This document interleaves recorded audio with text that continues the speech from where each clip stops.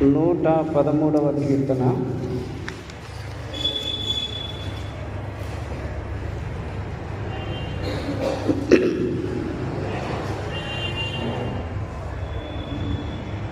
మొదటి 4 వచనాలు మనం చదువుకుందాం. యెహోవాను స్తుతించుడి, యెహోవా సేవకులారా ఆయనను స్తుతించుడి, యెహోవా నామమును స్తుతించుడి. ఇది మొదలుకొని ఎల్లకాలము యెహోవా నామము సన్నుతింపబడునుగాక. సూర్యోదయము మొదలుకొని సూర్యాస్తమయము వరకు యెహోవా నామము స్తుతినందదగినది.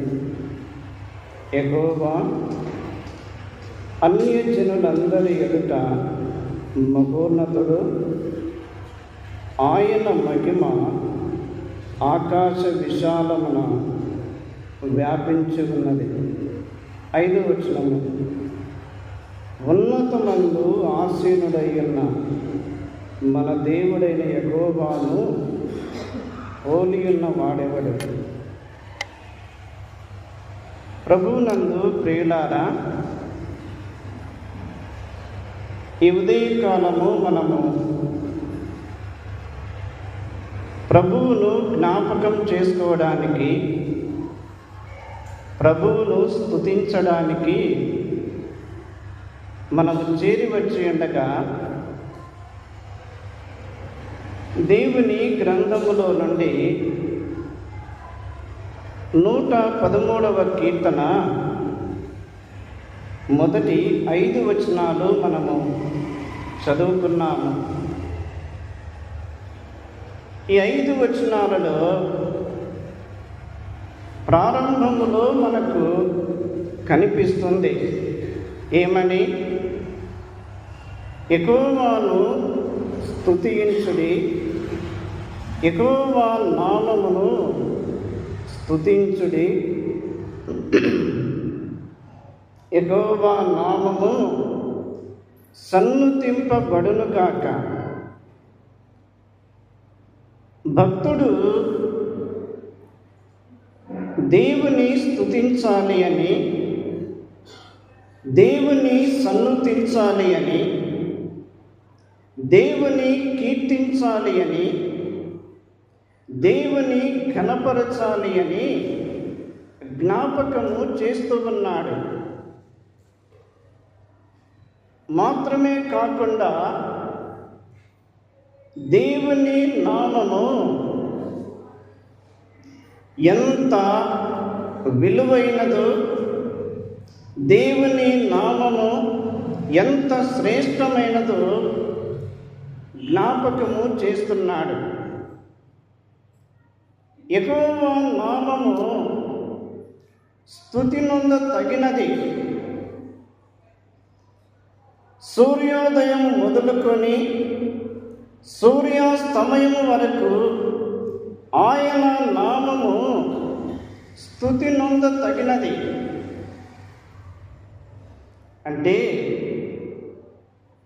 భక్తుడు దేవుని యొక్క నామము ఎంత విలువైనదో జ్ఞాపకము చేసుకొని ఆయన నామమును స్తుతించుడి, ఆయన నామము స్తుతి నొంద తగినది, ఆయన నామము నిరంతరము ఘనపరచబడినది.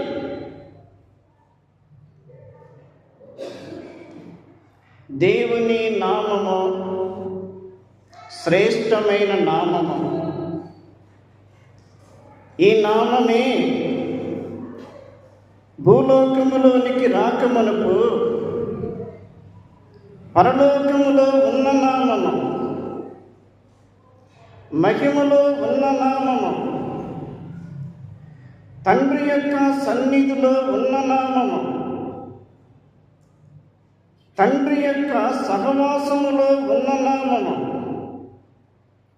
మహిమలో నిరంతరము కీర్తించబడుచున్న నామము.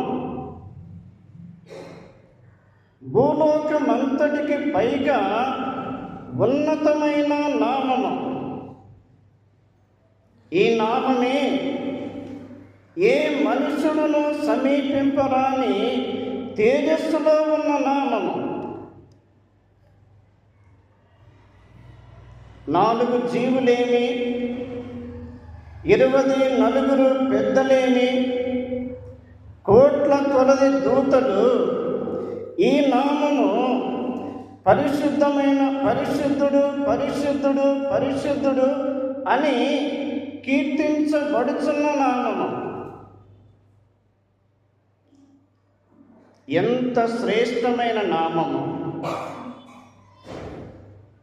యెహోవాను స్తుతించుడి, ఆయన నామమును స్తుతించుడి, ఆయన నామము స్తుతి నొంద తగినది. క్రింది వచనములో చూస్తే మన యొక్క స్థితి వ్రాయబడి ఉన్నది.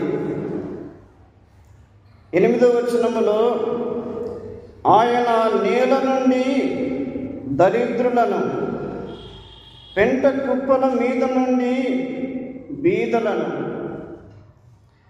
ఆయనేమో ఉన్నతమైన స్థలములో ఉన్నాడు, ఆయనేమో మహిమలో ఉన్నాడు, ఆయనేమో తండ్రి యొక్క సన్నిధిలో ఉన్నాడు, ఆయనేమో తండ్రి యొక్క సహవాసములో ఉన్నాడు, ఆయనేమో విడిచిపెట్టకూడని భాగ్యములో ఉన్నాడు. మనం ఎక్కడ ఉన్నాము? మనము దరిద్రులముగా ఉన్నాము, మనము పడిపోయిన స్థితిలో ఉన్నాము, మనము లేవలేని స్థితిలో ఉన్నాము, మనము కృంగిపోయిన స్థితిలో ఉన్నాము. మన పాపములను బట్టి, మన దోషములను బట్టి, మన అతిక్రమ క్రియలను బట్టి మనము కృంగిపోయిన స్థితిలో ఉన్నాము. మన స్థితి భయంకరముగా ఉన్నది. మనలను లేపుటకు లోకములో సరిపోయిన వారు ఎవరునూ లేరు. అందుకే ఆ నామమే తండ్రి నిర్ణయించిన సమయములో భూలోకములోనికి పంపబడిన నామము. ఆ నామమే మన ప్రభు అయిన యేసు క్రీస్తు. ఆయన పాప శరీర ఆకారముతో భూలోకములోనికి పంపబడినవాడు, మనిషిని పోలికగా పుట్టినవాడు, దాసుని స్వరూపమును ధరించుకున్నవాడు. ఆయన శరీరమునకు అంతరంగములో దేవుని యొక్క ధర్మశాస్త్రము ఉన్నది, దేవుని యొక్క నీతి ఉన్నది, దేవుని యొక్క సత్యము ఉన్నది. ఆయన అంతరంగములో దేవుని ధర్మశాస్త్రము ఉన్నది. ఆ ప్రభువే మనను రక్షించుట కొరకు, తండ్రి యొక్క చిత్తమును నెరవేర్చుట కొరకు, మనకు పరలోక భాగ్యమును ఇచ్చుట కొరకై యేసు క్రీస్తు ప్రభు ఆయన ఈ లోకములో పరిశుద్ధుడుగా జీవించెను. అక్కడే 111వ కీర్తన చూడండి.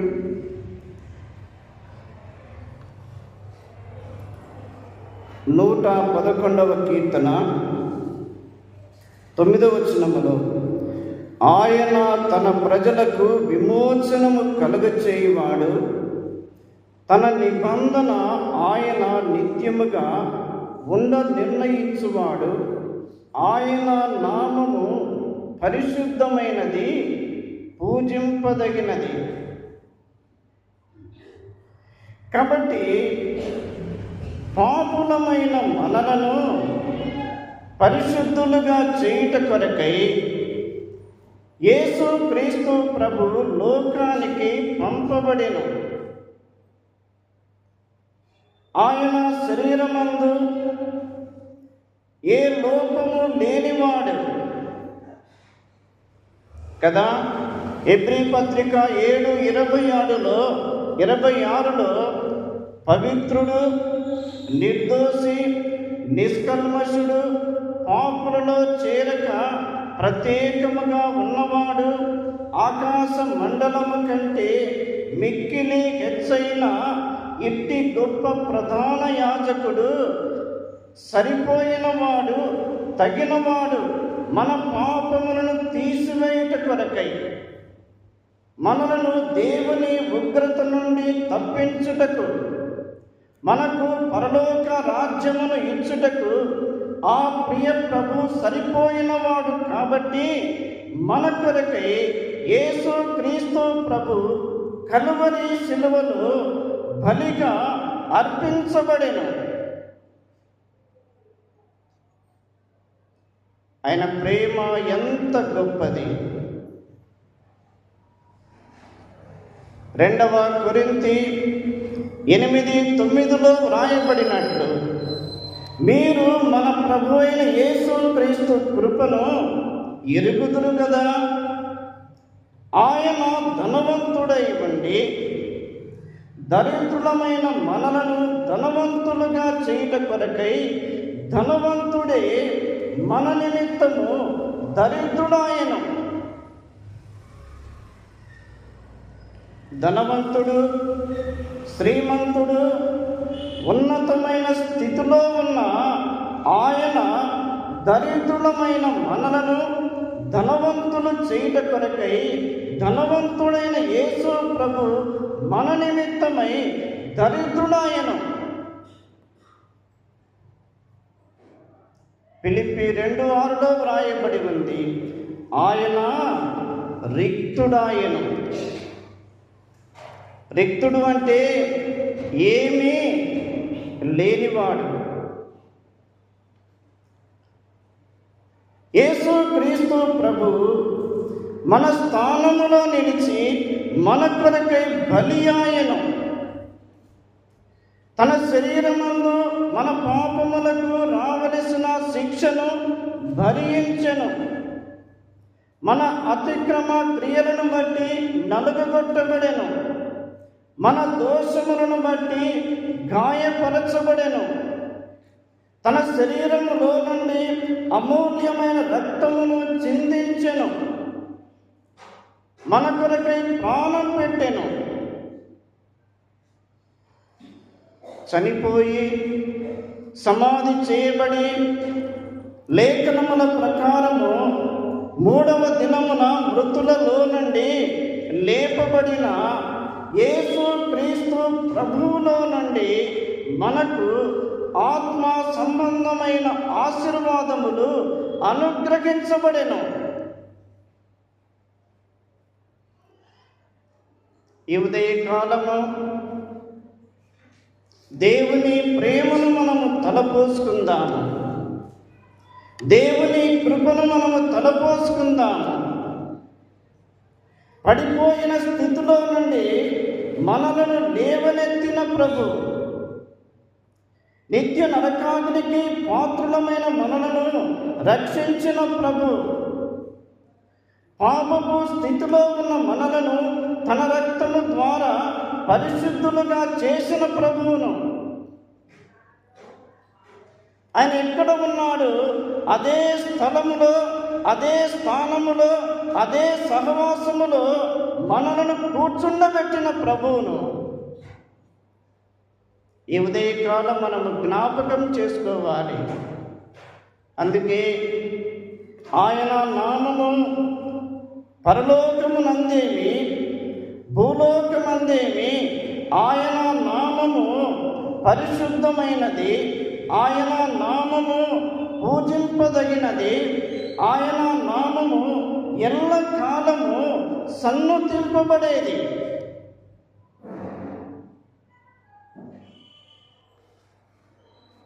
ఫిలిప్పీ పత్రిక 2:9-11లో యేసు క్రీస్తు ప్రభు తండ్రి చిత్తమును నెరవేర్చుట ద్వారా మరణమును జయించిన ఆ ప్రభువును తండ్రి ఏం చేశాడు? అన్ని నామముల కంటే పైనామము ఆయనకు అనుగ్రహించెను.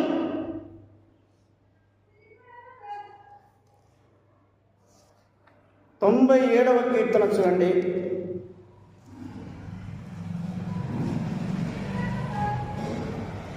తొంభై 97వ కీర్తన 9వ వచనములో, ఏలైనగా యెహోవా భూలోకమంతటికి పైగా నీవు మహోన్నతుడవై ఉన్నావు, సమస్త దేవతలకు పైగా నీవు అత్యధికమైన ఔన్నత్యము పొంది ఉన్నావు. దేవుడు ఎంత గొప్పవాడు, దేవుడు ఎంత శ్రేష్టమైన వాడు, దేవుడు ఎంత ఉన్నతమైన వాడు. ఆయన కీర్తి, ఆయన ప్రభావము, ఆయన మహిమ, ఆయన ప్రేమ, ఆయన కృప, ఆయన యొక్క యథార్థత, ఆయన యొక్క కనికరము, ఆయన యొక్క దయ, ఇవి మనము ఆరాధనలో ఎత్తిపట్టాలి. ఆయన మనలను ఉన్నతమైన స్థలములో కూర్చుండబెట్టాడు. ఆయన ఎక్కడ ఉన్నాడు?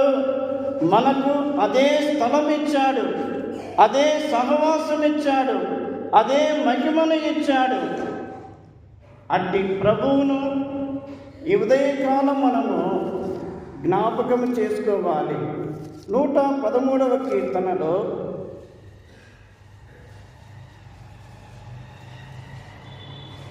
113వ కీర్తనలో 5వ వచనములో, ఉన్నతమందు ఆసీనుడయ్యున్న మన దేవుడైన యెహోవాను పోలియున్నవాడెవడు? ఆయనను పోలి ఆయనకు సాటి మరెవ్వరునూ లేరు. నిర్గమకాండము 15, 11, 12 వచనాల్లో చూస్తే, పరిశుద్ధతను బట్టి నీవు మహనీయుడవు, స్తుతి కీర్తనలను బట్టి నీవు పూజ్యుడవు, అద్భుతములు చేయువాడవు, ఆశ్చర్య క్రియలు జరిగించే దేవుడవు, నిన్ను పోలిన వాడెవడు? నిన్ను పోలిన వాడెవడు? ఆయన పోలికలో నుండి కోల్పోయిన మనకు మహిమను ఇచ్చాడు, రక్షణ ఇచ్చాడు, పాప క్షమాపణ ఇచ్చాడు, నిత్య జీవమునిచ్చాడు, సదాకాలము ఆయనతో ఉండే భాగ్యమునిచ్చాడు. అట్టి ప్రభువుని ఉదయకాలము మనం జ్ఞాపకం చేసుకుంటూ ఆరాధనలో ముందుకు సాగి వెళుదాం.